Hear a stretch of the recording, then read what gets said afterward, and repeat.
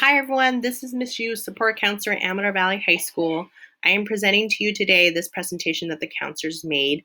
Originally, it was going to be a mental health awareness presentation for freshman health classes, but we actually wanted to tweak it a little bit so that it is more specific to what's going on right now, and that we feel like this presentation could be really helpful for just anyone, not just freshman health classes.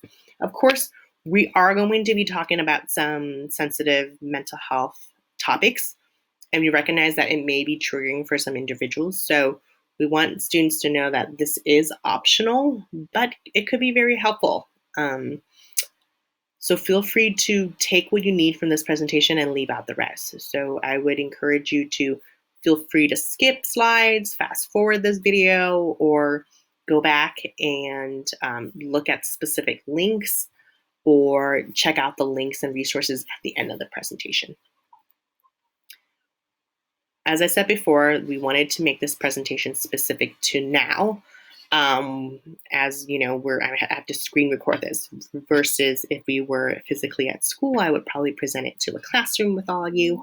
But we are all adjusting to this temporary new normal. It's difficult and many of us are tired, frustrated, and just ready to get back to how things were, or mostly how things were. But one thing is certain, we are in this together. This slide is on some facts about COVID-19.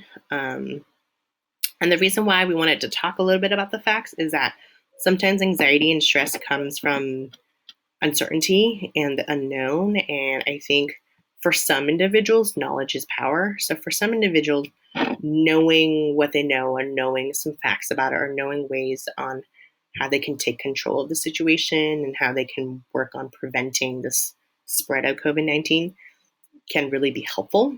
But then I also want to caution that, we also don't want to go the other extreme where we are inundated with a lot of these facts and it becomes so overwhelming and so stressful that it doesn't really help. So I would say, if you feel like you want to read a little bit more about COVID-19, feel free to check out the CDC fact sheet. But for the most part, I just want students to recognize that, schools are closed to prevent a lot of people from getting sick all at once. I know it's not so great to not be in school and to not be able to see friends and be able to participate in school activities, but there is a reason for that. And, that is something that we have control over. However, I just want you to know that when the schools reopen, teachers will help students adjust. We all are there with you, and we recognize how difficult it is. So I want you to just take simple steps to help keep yourself safe. You might be feeling right now all kinds of emotions. I listed some of them here. Again, it is an exhaustive list. You can be feeling all kinds of emotions. You can be feeling excitement, sadness, disappointment, worriness, frustration, or even just you're not sure how to feel about all this, and that's totally okay. Your feelings, whatever you're feeling, is valid, and there's no right way to feel about this COVID-19 situation. There's no wrong way to feel about this COVID-19 situation. Whatever you're feeling, it's your experience, and it's okay, and it's normal. So, speaking of feelings, I did want to talk about stress. This is often a feeling that I'm sure a lot of individuals may be feeling this time, and it's totally normal to be feeling stress. There's a lot going on in our world. We're being inundated with a lot of information. We're learning about a lot of sad news. Distance learning is new, and it can be really difficult being stuck at home all the time and not being able to go out and see friends. So adjusting to all this is exhausting. However, recognize when your stress becomes more than just stress. Because like I said, stress is normal, but when your feelings become too overwhelming, if it becomes more like excessive worry or excessive sadness, we do want to address that piece. Speaking of stress is, again, like I said, normal part of life. You can experience stress from your environment, your body, and your thoughts. Some stress can be good. Again, it's not a bad thing. It could be a good thing, especially when it motivates us to take action or be productive. But I think it often reaches a point where it becomes too much and it's overwhelming. And then if anything, it becomes debilitating and we're not able to be productive. The middle column talks about how stress presents in different individuals. Again, it's not an exhaustive list, but these are some common signs of it. I want to note that a lot of students that do come in and talk about stress, they often speak about concentration and difficulty with concentration. It often also manifests in headaches. It's almost like your head's going through so much that it's physically hurting. So sometimes stress presents in physical ways. And then the column on the right talks about the risk factors. And risk factors are just factors that increases the risk of you experiencing stress. So we want to point out that like COVID-19 and the pandemic is an environmental risk factor that's affecting all of us, right? We're all, no matter where we are in this world, we're somehow affected by this pandemic, and it's all around. And another example of an environmental risk factor is the lack of social support. So for an individual that maybe lack that social support, there's an increased risk of stress for them versus maybe compared to another individual that, have a lot of family or social support. So again, just because we have a risk factor, it doesn't automatically mean it's definitely going to happen. It just increases the likelihood of it. And then I wanted to talk about treatment. So the treatment is, again, stress is a normal thing, but we do want to be able to know how to respond to stress. So one thing that often we really encourage students to try is coping strategies. Again, maybe not one thing, but a category of things like coping strategies to really help them cope with the stress. So that's something that we will touch upon later. Oops, did I skip? Yeah. Then there's anxiety. And anxiety is a little bit different than stress. I know it often is used interchangeably, but like I said, stress is often more generalized, whereas anxiety is more of that sense of uneasiness, nervousness, worry, and fear, or dread of what's about to happen or what might happen. So anxiety is more of like a sense of anticipated danger. So it's almost like those what if questions that we ask ourselves, like what if this happens? What if that happens? But even in anxiety, similar to how stress is, there's mild stress or intense stress. So there's mild anxiety or intense anxiety and anywhere in between, depending on the person or the situation. So it can look very different in each individual as well. So how it presents, again, it's not an exhaustive list, but I do want to call attention to avoiding activities, school, or social interactions. Because sometimes when we are anxious about a particular activity or anxious about a particular situation, we're again anticipating danger or trouble. So we're worried about something's going to happen, or we're worried about a scenario that's going to happen. We often try to avoid that scenario or that situation so that we won't feel anxious. So there is a lot of avoidance behavior for when we're facing anxiety. Risk factors are similar to stress, so there's some genetic that plays a role in it. There are also environmental and biochemistry risk factors, but we're not going to talk too much about that. I did want to talk a little bit about therapy.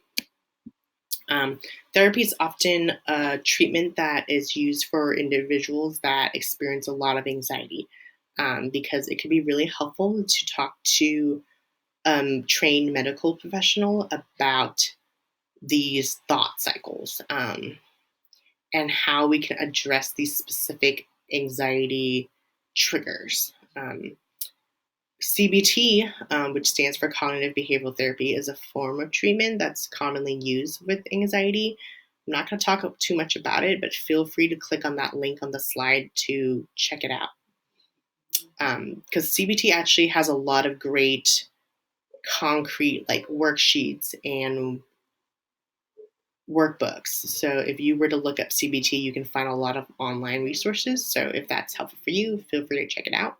And then lastly, again, not lastly, because it's definitely not an exhaustive list, but one that's listed here is self-care strategies. There are many coping skills and strategies that you can learn to help you deal with anxiety, which we're going to talk about later on in the presentation. Then there's depression. Depression is also a very common mental disorder, similar to anxiety. Maybe not similar to anxiety, I misspoke, sorry. But what I meant to say was that depression and anxiety often goes hand in hand because they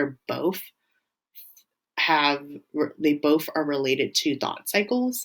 For depression, it's characterized by feelings of sadness. So often, what our thoughts look like when we may be depressed is a lot of maybe irrational or a lot of negative or a lot of self blame thoughts. Whereas anxiety, it's a lot of worrying thoughts. So they're all related to thoughts in a way. And you can kind of see if you were to have depression and anxiety, they kind of play off one another. Um, Not to say that like if you have depression, you're gonna definitely have anxiety, but they often do kind of present itself together because they do kind of play off one another. With depression, there are also many different signs of or behaviors that may demonstrate depression, and they're listed on the left column. And then then on the right column, there's some risk factors there as well. But I'm not going to really talk too much about it. Feel free to look into it a little bit more. But ultimately, we reached the part of this presentation that I really want to make sure students understand, and that's the importance of self-care. Self-care is important to maintain a healthy relationship with yourself and others because taking care of yourself creates positive feelings and it boosts your confidence. And I mean, it feels great to know that you're taking care of yourself. And the fact that you did it, it's a good sense of accomplishment. So I would really encourage students to give it a try. But keep in mind, when we take care of ourselves, I think when we talk about self care, I think a lot of people envision like, oh, bubble baths and massages, which again, those are definitely forms of self care. But I do want students to also recognize that you may need to make sure your basic needs are taken care of first. Um, if you're familiar with Maslow's hierarchy of needs, it's a psychological theory where it's like a pyramid, and the idea is that we want to address the basic needs, the bottom of the foundation of the pyramid, before we as human beings try to address other needs. And when we say basic needs, it might mean like food, sustenance, it may sleep. Are we getting enough rest? And of course, are you physically safe, right? Like if are you feeling safe? Because if your basic needs aren't being met, like you're not necessarily thinking about massages or, you're not necessarily thinking about bubble baths. Because if your basic needs aren't met, like self-care looks like the basic needs. So if you're concerned about any of the above, please reach out to us, to your counselor, or check out some of these resources linked here during school dismissal. Because there are some resources that are specifically addressing some of these basic needs. Self-care tip number 2, let's put pen to paper. This is a self-care tip that I personally really enjoy. I really enjoy concrete things. I'm the type to have like stationery paper and like pretty colored pens because I really like to make sure the aesthetics of my notes and like my writing really match. But I really enjoy writing things down. So I would say, during this time of uncertainty, it's especially important to stick with a routine because I've noticed in a lot of students that they don't have a routine. They went from going to school from 8 till 3 to, maybe with remote learning, they're waking up a little bit later, which is totally fine. But we do want you to establish kind of a routine, and it really helps to write it down. So there is a scheduled template linked here if you want to check that out. And then I would really encourage also students to practice gratitude. It really helps people refocus on what they have instead of what they lack. So when it comes to like anxiety, when we're really having these worrying thoughts, I almost want us to, okay, instead of thinking about those worrying thoughts, let's focus on the present. Well, what do I have right now? What is something that I'm thankful for? And the more specific we can be, I think the more helpful the gratitude could be. Along the same lines of gratitude journal, feel free to write thank you letters. I'm sure, especially during this time, there's that connection piece too, right? Writing a letter to a family member or to a friend that you really appreciate. I'm sure they would love to receive that letter and it will put a smile on their face, and maybe they'll then go on to write a letter to someone else. So I think that's also a really great way of expressing gratitude, and also increase connection. Third, there's journaling. So writing down your thoughts. Give your permission to feel what you feel. The act of writing can offer relief. So For me, sometimes our head feels like there's all these thoughts swimming around, but it's nice to be able to sit down and kind of put our thoughts into words and kind of detangle it a little bit. And also, it gives us time to really process what's going on rather than trying to push these thoughts away or rather than trying to ignore it. We're really giving ourselves that space and opportunity to talk about it, to envision it, to feel. Oftentimes, also, some students don't necessarily feel comfortable just writing free writing, because oftentimes they need like a prompt or they need like a question to really get them going. So feel free to click here for some journaling prompts. There are a lot of reflective questions. It asks for your insight, and it asks you to really think about what's going on. And there's some really interesting journaling prompts there, so check it out. Fourth, write a self-care plan. I know we're talking about self-care right now, and it's easy to like pay attention to this presentation and be like, oh, that's a wonderful idea. But I think if we don't write it down, it's really hard for us to keep track of it. So I would really encourage you, maybe, while you're listening to this presentation or when you're going through the slides, like jot down a few things that you think will really, really helpful for you and create a plan. How often are you going to do it? What do you want to prioritize? If it's those basic needs that we're not meeting, how do we want to work towards meeting them? Or if we are going to do gratitude journal, like, are we going to do it every evening, every morning, once a week, whatever it is? I think having a plan can really help. And then lastly, drawing. I want to say like artistic expression can be really helpful in expressing our emotions. And sometimes if we're able to release some of these frustrations by scribbling all over a piece of paper, do it. Again, there's no like right or wrong way to express yourself through draw. You can release frustrations by scribbling nonsense, or you can be intentional and say, I really want to draw my calming space, or I really want to draw my happy space. What does that look like? What colors do I use? So whatever it is, I want you to make sure that you're using it. Again, there's no right or wrong way. Be creative. This is a great form of expression. All right. And then third, let's get physical.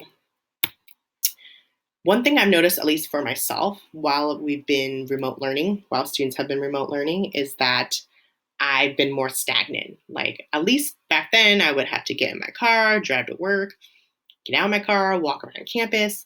But now it's like, I wake up, I'm sitting on my computer desk, and I recognize that like sometimes I'm sitting in my computer desk for hours on end. So I would really encourage students to really be physical, as much as we can, because physical activity increases the happy chemicals in our body. Also, it's just nice to move around, especially if we're feeling like we're stagnant. And also, especially for student athletes that have always been used to like practice every day or physical activity, to go from all that to like not having a whole lot of physical activity can be very detrimental. It could be really different. So it might be hard to adjust. So if there's any way that you can in trying to increase that physical activity, I would really encourage you to do so. There's some really wonderful online classes now through Zoom and other platforms. Feel free to give it a try. They're linked here. And then self-care tip 4, gratitude and mindfulness. Again, we talked about gratitude at first, but I wanted to focus on mindfulness this time. Remember when I said depression and anxiety? It's related to thoughts, because sometimes our thoughts can be our worst enemy, especially when our thoughts don't make us feel great, right? If it's a lot of those negative thoughts, if it's a lot of those worrying thoughts, they're not going to feel so great. So here are some ways for us to address some of these thoughts. Linked here on the left, on the bottom, the underlined sentence, there are some more cognitive, aka thought coping resources, so feel free to check that out. But for now, like, I would really encourage students to just be mindful of how they're feeling. Really take moments throughout the day to notice how we're feeling, because I don't think we stop often enough to say like, hey, how am I feeling? We're oftentimes, our days are busy and we just go through our day, then we go through our emotions, and we don't really think about like, how am I feeling physically? How am I feeling emotionally? Because the idea is that once we start recognizing how we feel, we will be able to tackle it a little bit more. So there's a guided meditation video. If we are able to take 10 minutes out of our day to, sit quietly and to sit there with our thoughts and to ask ourselves how we're feeling, that's maybe just so helpful for us to think about. Meditation takes practice. It's definitely not something that I personally can't even say I perfected it. It's something that I have a hard time. My thoughts kind of go everywhere, but it's that practice of like, hold on, what am I doing? Like, let's refocus. Let's center on what's going on right now. So we give that a try. Also, keep in mind, emotions are like waves. I really like that metaphor because the idea is that, again, there's nothing wrong with emotions. There's nothing wrong with thoughts, right? There are peaks and there's definitely dips, and the idea is that it's constantly moving. But as individuals, we kind of need to practice riding those waves, especially if they're going to continuously kind of be wavy. We want to be able to tolerate that, right? It's almost like, think about motion sickness, and you want to make sure we're practicing so the next time we get on the boat, we won't be motion sickness, or at least it wouldn't affect us as much. So there's a video of DBT skills that's listed on here. It's a wonderful video that I also created, and it's also a presentation as well that I screen recorded. And they're just some skills that you can use to ride the wave of your emotions. Notice and name your feelings. Remember when I said journaling could be a really good way to do that? You don't necessarily need to journal, but just, again, even saying like, I accept my feelings and I have the strength to tolerate them. It's almost like you're affirming yourself and kind of telling yourself that these feelings are temporary. And then lastly, focus on your 5 senses to ground you in the present. Listen carefully for very subtle sounds, right? That's this hearing. Look for all the colors in the rainbow. That's sight. Notice how your feet or fingertips feel. So that's touch. So again, this is asking you to, instead of those worry thoughts or instead of those negative thoughts, we're really just asking ourselves like, hey, what are your 5 senses? Let's focus on where you're at right now. And if you click on the link, it gives you more information on how to do that. All right. And self-care tip number 5. This is very useful during this time because, as we know, we're remote learning. So a lot of resources are, often web-based. So I would really encourage you, you probably be on your phone, your smartphone, but download some of these apps and give it a try. And there's different categories. There's coloring ones, there's sleep apps, there's even a gratitude app. And then there's an app on the right called COVID Coach. And this is an app created by the VA, Veterans Affairs. Again, you don't have to be a veteran to use this app. It's just an app that, helps address some of the mental health and even the self-care stuff that we talked about today. So I would encourage you to give it a try. Self-care tip number 6, connections. All right. So if anything, I feel like this self-care tip is so, so important, especially during this time where we're asked to be socially distanced. But when we say socially distanced, it doesn't mean that we can't be social, right? We just have to do it in a way that is safe. And I think oftentimes it feels really isolating to be home, or like for me personally, I'm in my bedroom like majority of the time working on my computer. So it can often feel very isolating and you haven't seen some of your friends in a long time or your classmates. So being able to be creative and finding ways to stay connected. With such technological advances now, we have many different forms of doing it. Or it could be helpful to go old school and mail them some snail mail. Write them a letter. They'll be happy to receive it. And, I think that anticipation of receiving it or getting it could be really positive. Email your teachers and your counselors. I'm sure they would love to hear from you. If anything, I think they'll worry if they haven't heard from you in a while, because especially teachers, they're used to seeing you almost every day. And then for them to not be able to see you, attend Zoom office hours, email them or respond to their email when they do email. Scheduling weekly Zoom meetings with friends. That's something that I do personally with my friends. It's really helpful because I often realize I get to Zoom with students, but I realize I'm not Zooming with individuals that I myself are friends with. Not to say that students are my friends, but it'd be nice to catch up. So I do schedule weekly Zoom meetings with them, and it's helpful to have them. It's something that I look forward to every week. We get to play games like categories. We play Jeopardy, and it's just nice to be fun and creative. But also keep in mind, I think there's also Zoom fatigue, as they call it. I think if we're on a computer too much, you know, especially for me personally, when I'm Zooming with students,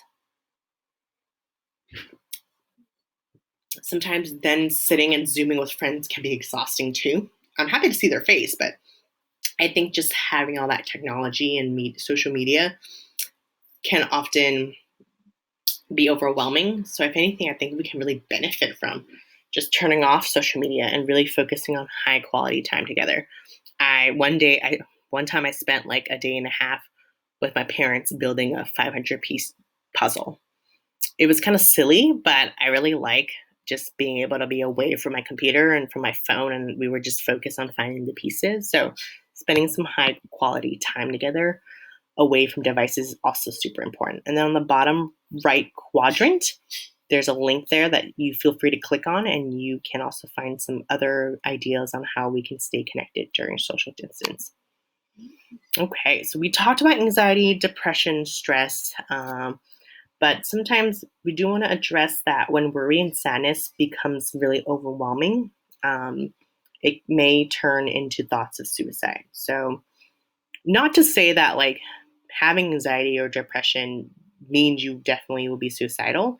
It's more so like suicidal ideation or having thoughts of suicide is often, it could often be a behavior sign of these mental disorders, but it doesn't mean that it's definitely associated, if that makes sense.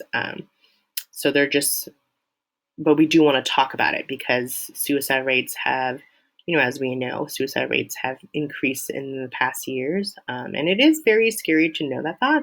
But I do want to recognize that there's also been a lot of awareness around it, right? And hence why we want to do a presentation on this, because it is important for us to talk about it. We don't want to like brush it aside because it's important. But here are some talk warning signs. So these are the signs that like people may say, or your friends may say, or you yourself may say, if you're thinking of suicide or you have thoughts of it. Behavior warning signs are the acts, so like maybe things that they're doing that's kind of giving you a sign. And then lastly, the mood warning signs. So if you notice on there, depression and anxiety are those mood warning signs, right? Again, they're warning signs. It doesn't mean you have to like have all of them. Doesn't mean that all of them will definitely happen.